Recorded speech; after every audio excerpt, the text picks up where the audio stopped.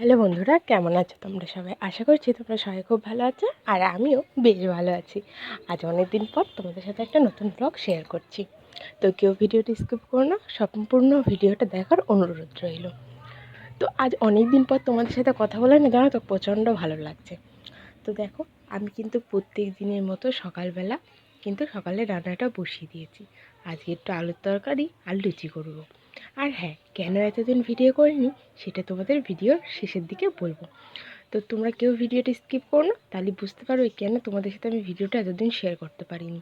তো দেখো, ওইদিকে কিন্তু আমি আলুর তরকারিটা হয়ে গেছে, আর এইদিকে আমি ময়দাটা মেখে নিয়েছি। আজকে একটু লুচি করবো বললাম, তো সেই জন্য একটু লুচির ময়দাটা মেখে ঢাকা দিয়ে চলে এসেছিলাম সোজা ঘরে। আর ঘরে এসে দেখি বিছনাটার এই অবস্থা। তো চলে গেলাম সোজা আগে বিছনাটা তুলতে। আজকে যেহেতু শুক্রবার ওই জন্য আজকে হাজব্যান্ডও বাড়ি আছে, আর ওইদিকে আমার জেঠি শাশুড়ি গেছে একটু বেড়াতে, যার কারণে আমার বড় ভাসুর বাড়ি আছে। শুধু বাড়িতে একা রেখে যাওয়া যায় না, সেই জন্য আমার বড় ভাসুর বাড়ি আছে। তো সেই জন্য দাদা আজকে আমাদের বাড়িতে খাবে। আর তাছাড়াও আজকে আমাদের বাড়িতে রান্না হবে একটু বিরিয়ানি। তো দেখো, তোমরা ভিডিওটা দেখতে থাকো, আশা করছি সবটাই তোমাদের সাথে শেয়ার করতে পারবো। তো আজকে ওরা সকাল সকাল উঠে গেছিলো, এই জন্য বিছনাটা তাদের তুলে নিয়েছিলাম। আর মাঝে যে কদিন বৃষ্টি হলো কি বলবো। আর হ্যাঁ, এবার আমি তোমাদেরকে বলি আমি কেন এতদিন তোমাদের সাথে ভিডিও শেয়ার করতে পারিনি। আসলে আমি গেছিলাম আমাদের ওই বাড়িতে, আর ওই বাড়িতে যেন প্রচণ্ড নেটওয়ার্কের প্রবলেম হয়। তার থেকে বড়ো কথা, আমি যে কী ভিডিও তোমাদের সাথে আপলোড করব এটাই বুঝে উঠতে পারি না। আর ওখানে গেলে না, আমি ঘর থেকে কোথাও বেরোই না। এবার এর কোনো কারণ নেই, আমি বাড়িতেই সারাটা দিন থাকি। আসলে বাবার বাড়িতে গেলে যা হয়, শ্বশুর বাড়িতে মেয়েরা এক মুহূর্ত বসার সময় পায় না, আর বসলেও কেমন একটা লাগে। আর বাবার বাড়িতে গেলে আর উঠতে ইচ্ছা করে না। মানে কেন এটা হয় আমরা নিজেরাই বুঝতে পারি না। আসলে আমার মতো যারা যারা আছে তারা নিশ্চয়ই বুঝতে পারবে, বাবার বাড়ি গেলে মেয়েরা কিন্তু খুব অলস হয়ে যায়। তো যাই হোক, আর তাছাড়াও যেটা বলার তোমাদের, আমার বাবানের প্রচণ্ড শরীর খারাপ ছিল। আগে দুবার জ্বর হয়েছে সেটা তো তোমরা জানো, তারপরেও ওর আবার জ্বর এসেছে। ঠান্ডা লেগেছে, কাশি অত্যাধিক পরিমাণে। তো এখনও ঠান্ডাটা কমেনি না কাশিটা কমেছে, দুটোরই ওষুধ খাওয়াচ্ছি। তো দেখি আস্তে আস্তে ডাক্তার বলেছে কমে যাবে। ডাক্তারের কাছেও নিয়ে গেছিলাম, চেক আপও করিয়ে এনেছি। বলছি ঠিক আছে, এটা নর্মাল জ্বর, ঠান্ডা গরমের জ্বর, কোনো প্রবলেম নেই। তো এই কারণেই তোমাদের সাথে আমি এতটা ভিডিও শেয়ার করতে পারিনি। প্লিজ তোমরা, আমার ওই সময় মন মেজাজ কিছুই ভালো ছিল না যে তোমাদের সাথে একটা শর্ট আপলোড করবো বা কিছু পোস্ট করে তোমাদের বলবো যে আমি এখন ভিডিও পোস্ট করতে পারছি না। তো সেই জন্য প্লিজ তোমরা কেউ কিচ্ছু মনে করো না, তোমরা সবাই আমার পাশে একটু থাকো, আমাকে একটু সাপোর্ট করো। আশা করছি এবার থেকে প্রত্যেক দিন তোমাদের সাথে ভিডিও আপলোড দিতে পারবো। তো দেখো, আমি কিন্তু ওইদিকে লুচি বানিয়ে নিয়েছি, আর লুচি কিন্তু আমার বড়দার জন্য গুছিয়েও দিয়েছি। তো এটা বড়দাদের দিয়ে এসেছিলাম। আর এই যে আমার শাশুড়ি মা আজকে সকাল সকাল গোপালকে পুজো দিয়ে নিয়েছিল, আর ওই দিন ছিল বিশ্বকর্মা পুজো। এটা কিন্তু আজকালের ভিডিও না, বিশ্বকর্মা পুজোর ব্লগটা আজকে তোমাদের সাথে আমি শেয়ার করছি। তো এই যে ওর গাড়িটাও পুজো দিয়ে নিয়েছিল, গাড়িটা কালকে রাতটাই ধুয়ে রেখেছিল, তো সেই কারণে গাড়িটাও পুজো দিয়ে নিয়েছিল। আর এদিকে অনেকটা বেলা হয়ে যায়, বাবানকে খাইয়ে দাইয়ে ঘুম পাড়িয়ে দিয়েছিলাম।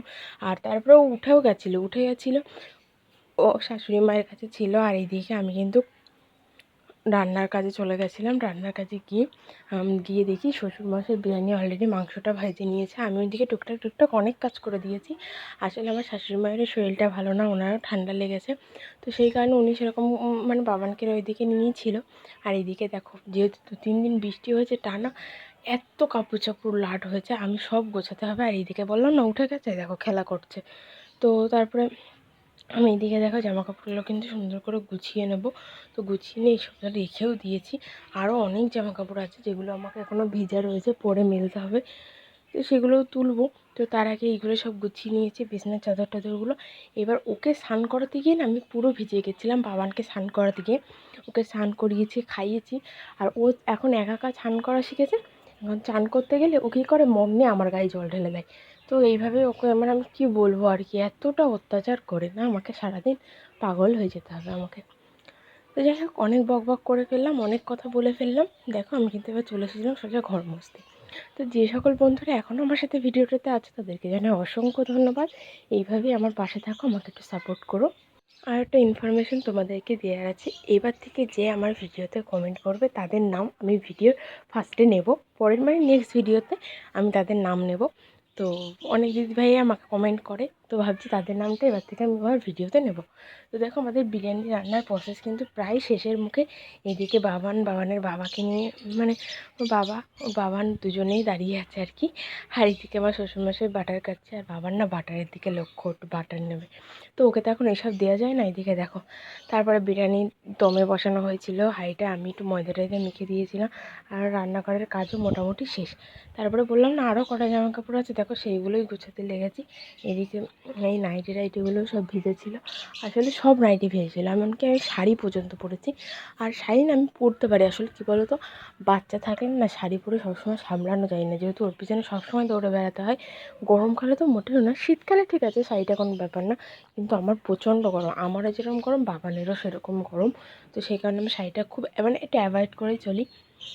এছাড়া আমার কিন্তু শাড়ি পরতে ভালোই লাগে। তোমাদের কার শাড়ি গাড়ি পরতে ভালো লাগে আমার সাথে কিন্তু অবশ্যই কমেন্ট বক্সে কমেন্ট করে জানিও। তো দেখো এদিকে কিন্তু আমি জামা কাপড়গুলো সুন্দর করে একটু ভাঁজ করে নিচ্ছিলাম।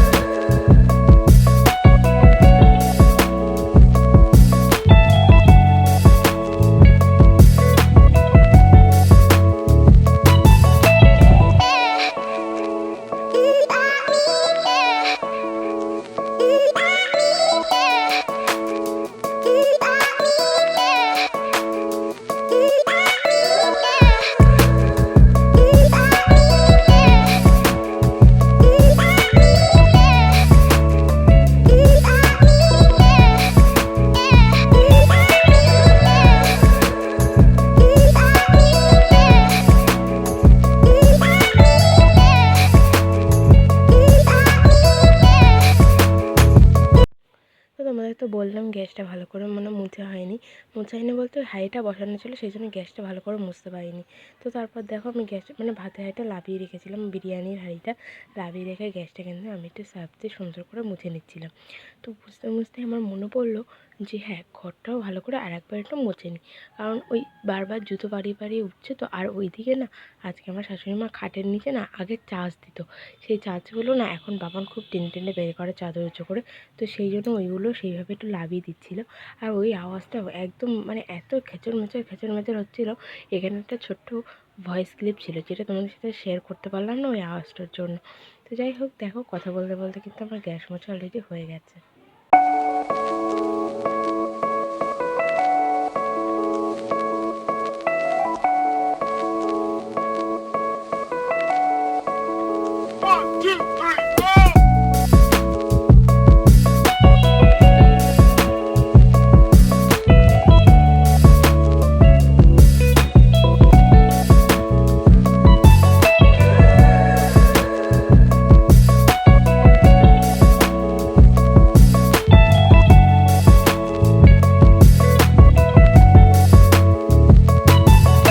তো তারপরে আমি গ্যাসটা সুন্দর করে মুছে নিয়েছিলাম, আর স্নান টানও করে নিয়েছিলাম, আর উঠোন টুঠোনগুলো ঝাড় টাড় দিয়ে দিয়েছিলাম, যেহেতু আমার শাশুড়িমা সকালবেলা স্নান করে নিয়েছিল।